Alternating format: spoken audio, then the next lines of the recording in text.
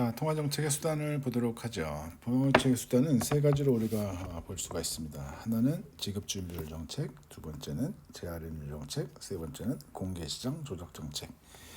결론부터 말씀을 드리면 일단은 한국에서는 공개시장 조작 정책을 가장 많이 쓰고 금융기관이 발전된 데에서는 공개시장 조작 정책을 많이 쓴다. 그리고 재할인율 정책이나 지급준비율 정책은 지금 개도국에서 많이 쓰는 정책이다. 그리고 그 내용과 그 이유에 대해서 지금부터 보도록 하시죠. 지급준비율 정책이라고 얘기한다면 지금 은행에서 예금을 받으면 거기에 대해서 지급준비금을 의무적으로 법적으로 보관하고 있어야 되는 그러한 조항이 있습니다. 그래서 법적으로 정해놓은 그러한 비율만큼 지금 갖고 있어야 되는 거죠. 그러면 그것만큼은 지금 그 영업 활동을 위해서 사용할 수가 없게 됩니다. 사용할 수 없기 때문에 지금 금융기관에서는 지급준비율이 높아지는 것을 별로 좋게 생각을 안 하죠. 지급준비율을 높이게 되면 지준율이라고 얘기합니다. 지준율 이거를 높이게 되면 지금 통화량은 감소하는 그러한 일들을 우리가 볼 수가 있을 텐데 지금 은행에서는 별로 안 좋아하시는 그러한 경우죠. 문제가 좀 많습니다. 사실은요. 문제가 어떤 게 있냐면 이것은 법으로 지금 만들어져야 되는 겁니다. 법으로 만들어지려면 국회를 통과해야 됩니다. 국회를 통과를 해야 되는데 이것이 상당한 시간이 걸리겠죠. 그래서 목표치의 어떠한 금리를 정한다고 하더라도 이 사람들이 바로 그렇게 움직일 수가 없는 그러한 상황이 됩니다. 두 번째는 모든 은행이 다 똑같은 그러한 적용을 받습니다. 은행들이 지금 만약에 경영 상태가 좋은 그러한 기업 은행이 있고 경영 상태가 안 좋은 그러한 은행이 있다라고 할 때 이러한 은행들은 사실은 경영 상태가 안 좋아서 빨리 더 많은 대출을 일으켜야 지금 수익이 발생할 텐데 수익이 발생할 수 있는 원천을 줄여버리는 거죠. 그러니까 굉장히 싫죠. 때로는 지금 망하게 될 수도 있습니다. 지금 수익이 악화돼서 이러한 경우도 우리가 생각할 수 있습니다. 또는 지준금이 없는 그런 금융기관도 있습니다. 예를 들면 지금 증권회사 같은 경우나 아니면 투신사 같은 경우에는 지금 지준율의 영향을 받을 이유가 없거든요. 예금을 받는 게 아니라 지금 고객 예탁금을 받아서 그거 가지고 지금 주식을 사고 팔고 하는데 신용 대출을 해준다든가 하게 되는 그러한 경우들이 있기 때문에 여기에서는 그러한 지준율의 영향을 받지 않습니다. 그러니까 형평성의 문제가 있는 경우죠. 어떤 것이건 형평성의 문제가 있다고 한다면 그렇게 썩 좋아하진 않겠죠. 근데 개도국에서는 주로 이용을 합니다. 왜 그러냐면 이게 간편하거든요. 그리고 지금 합리적입니다. 왜 그러냐면 금융기관이 이렇게 많이 발달되어지지 않거든요. 지준금이 없는 금융기관도 그렇게 많지도 않고 그리고 은행이 한 3개 정도밖에 없어요. 되게 많은 금융기관이 있다고 한다면 얘네들이 좋을지 쟤네들이 좋을지 알 수가 없는데 여기에서는 빤합니다. 그래서 하나, 둘, 3개 정도의 은행장하고 지금 중앙은행장하고 3명이서 4명이서만 만나서 얘기를 한다고 하더라도 얘기가 쉽게 해결이 됩니다. 그래서 어느 정도가 합당할지 이 사람들이 생각을 하고 그리고 여기에서 결정된다고 하더라도 결정돼서 국회로 넘어가게 되면 바로 지금 할 수 있는 시행할 수 있는 그러한 정책 수단이 됩니다. 그래서 지급준비율 정책은 지금 주로 개도국에서 이용을 하고 있게 되는 거죠. 선진국에서는 금융기관이 많이 발달되어져 있고 그리고 상업은행들이 많기 때문에 이걸 전부 다 통제한다, 누가 좋을지 누가 나쁠지 이러한 것에 대한 문제를 해결한다, 이거 안 되거든요. 굉장히 어렵죠. 그래서 이걸 개도국에서 사용할 수밖에 없는 개도국에서만 사용하게 되는 그러한 정책이라고 볼 수 있습니다. 재할인율 정책도 마찬가지인데 재할인율 정책은 좀 성격이 다릅니다. 어떤 거냐면 결론적으로 얘기하면 중앙은행에서 일반은행에 대출해주는 그러한 금리를 우리가 생각할 수가 있습니다. 좀 더 상세하게 얘기를 하려고 그러면 일반은행이 갖고 있는 어음이 있으면 이 어음을 중앙은행에다가 넘기고 지금 일정 부분의 수수료를 중앙은행에다 주고 이 어음의 일부분을 돈을 빌려오는 겁니다. 받아가지고 오는 거죠. 이건 뭐 2년짜리 있다고 한다면 여기에서 뭐 몇 퍼센트 떼고 나머지만 지금 이 사람들이 가져오게 되는 거죠. 그러니까 어떻게 보게 되면 어음깡 하는 거하고 똑같죠. 그죠? 그래서 이러한 것들을 보게 되면 중앙은행이 일반은행한테 돈을 빌려주는 것 같고 똑같은데 거기에서 금리를 조절한다 이렇게 생각하시면 제일 편합니다. 그래서 만약에 여기에서 금리를 높였다라고 하게 되면 일반은행이 그 높은 금리에 돈을 빌려오기 싫죠. 그러니까 뭐 대출이 줄어들 테고 그러면 뭐 그 통화량이 줄어드는 그러한 일들을 우리가 생각을 할 수가 있는 경우죠. 금리를 낮추게 되면 통화량이 더 높아지게 되는 커지게 되는 그러한 것들을 우리가 생각할 수가 있습니다. 그런데 일반은행은 지금 이 중앙은행들한테 돈을 빌려오는 것을 꺼립니다. 왜 꺼리냐면 얘네들이 오죽 어려우면 중앙은행한테 가서 돈을 빌릴까? 자신들의 경영 상태가 그대로 드러나기 때문에 지금 이러한 일들을 하지 않으려고 합니다.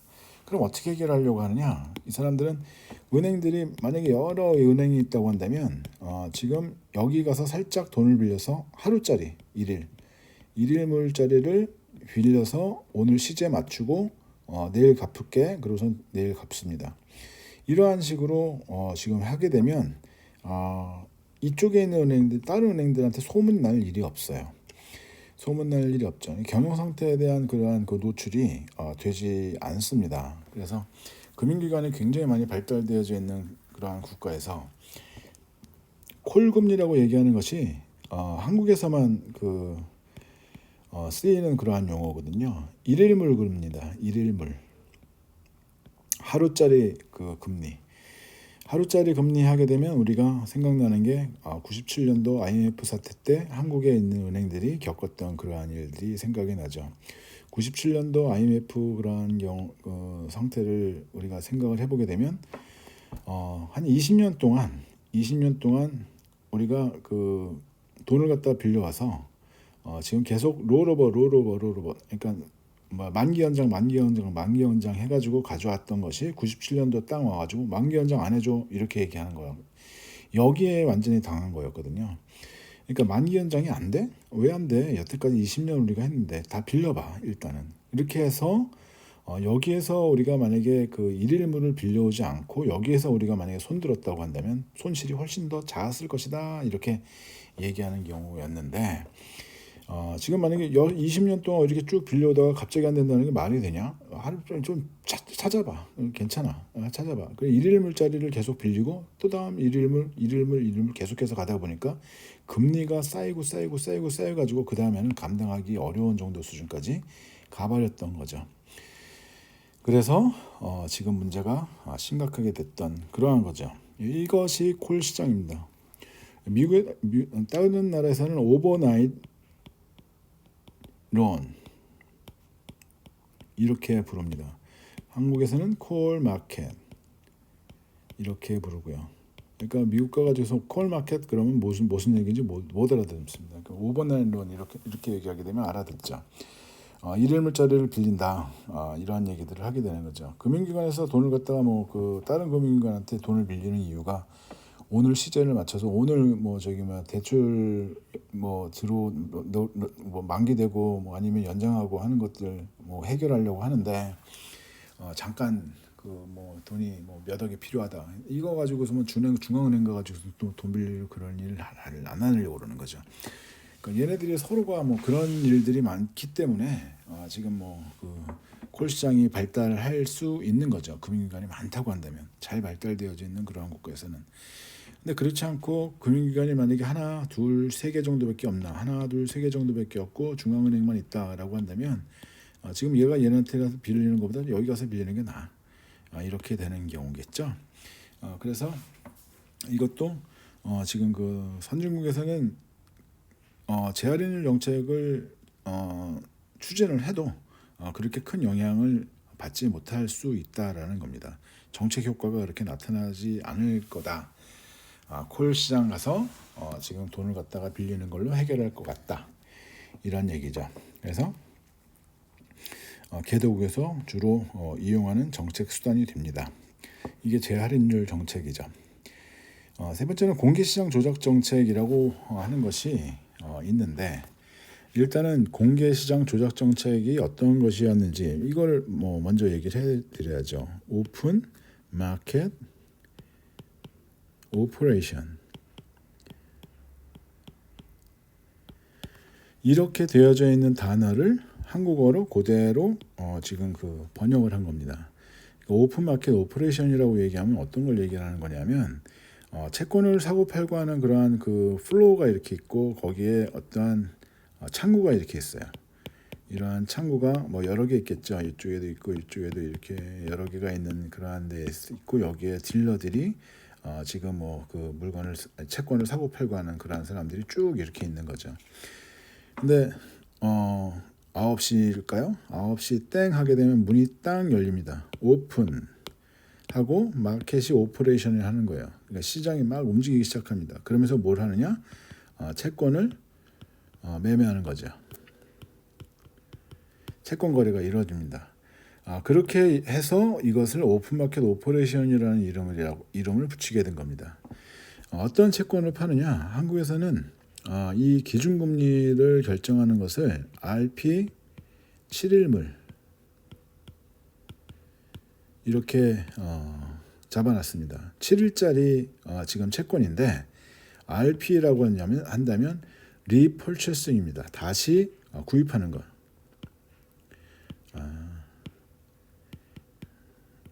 제싱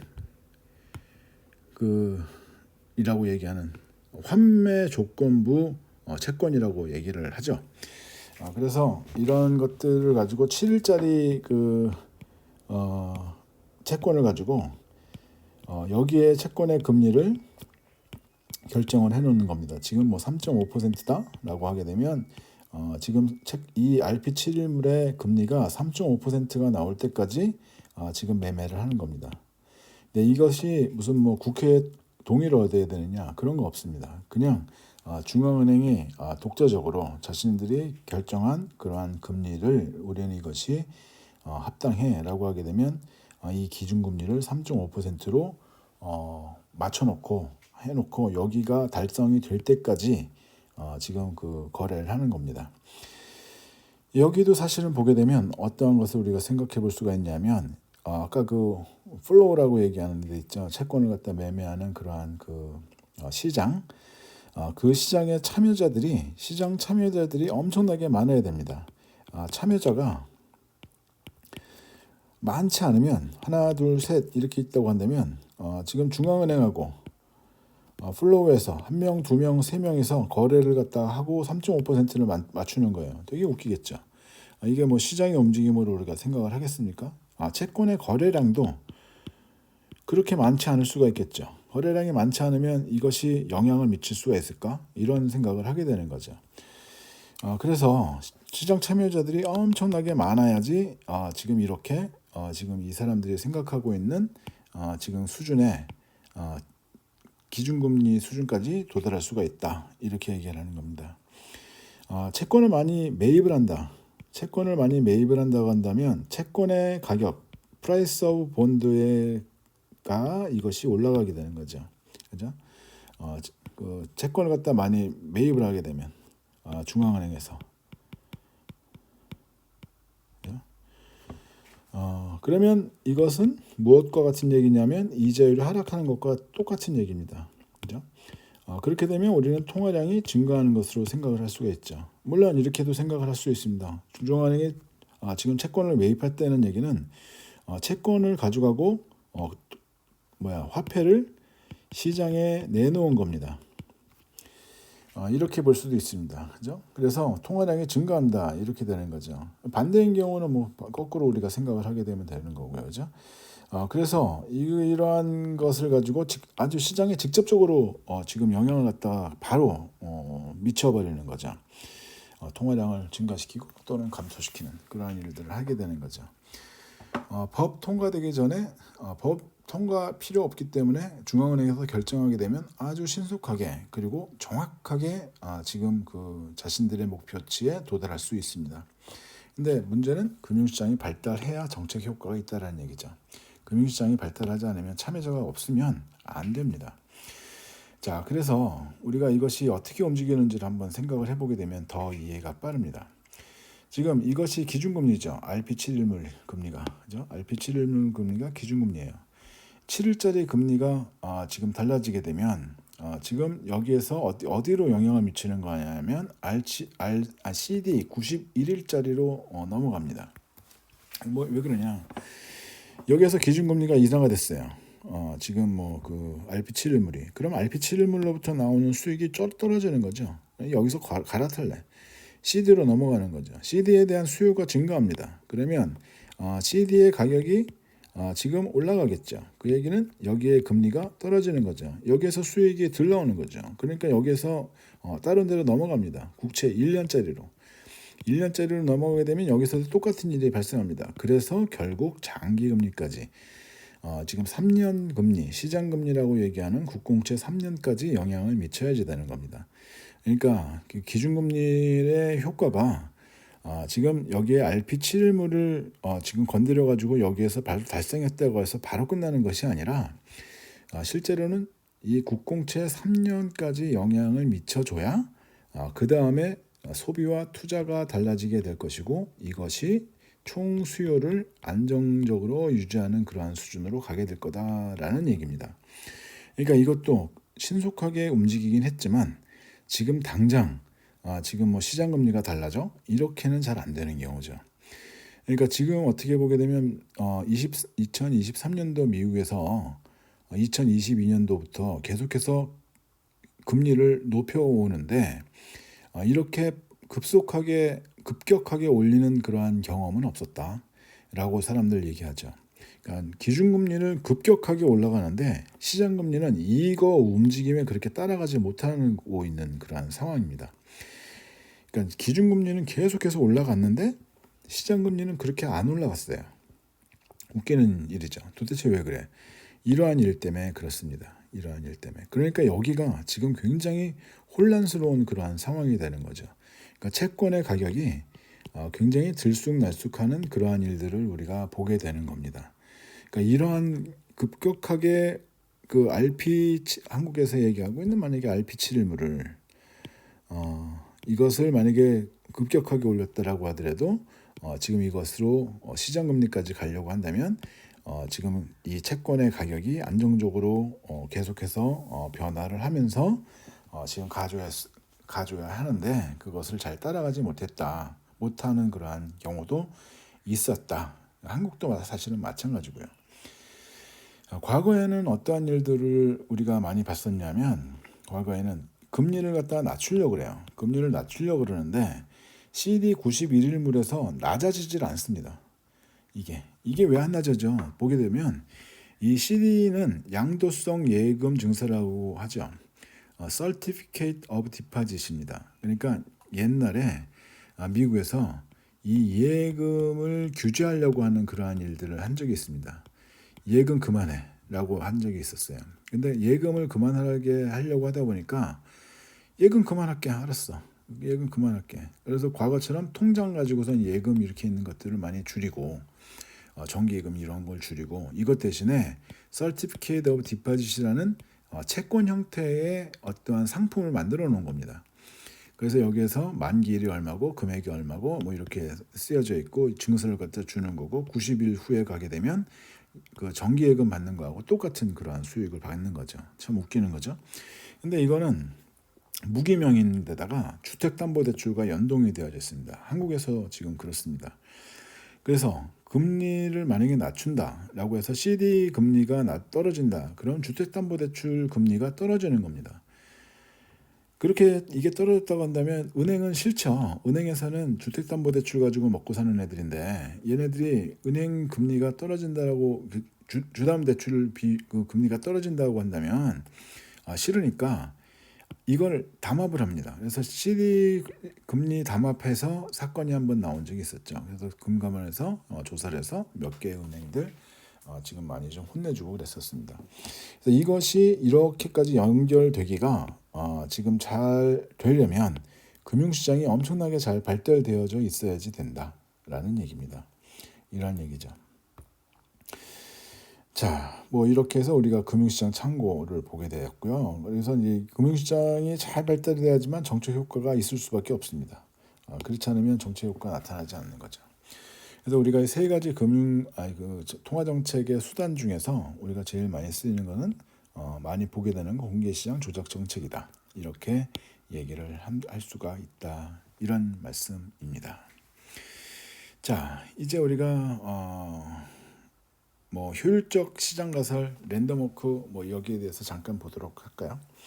랜덤워크 이론이라고 한다면 그 지난번에도 우리가 랜덤워크에 대해서 여러 번 말씀을 드렸듯이 어떠한 예측이라는 것이 별 의미가 없는 그러한 겁니다. 그러니까 평균이 0이고 표준 편차가 1인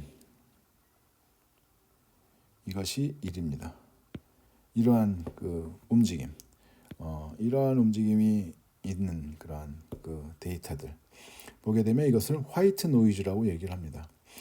그러니까 도대체 어떠한 관계식을 뭐 볼 수도 없는 거고 어떻게 움직이는 것인지에 대한 뭐 예측 모델을 만들기도 상당히 어렵지만 우리는 평균이 0이고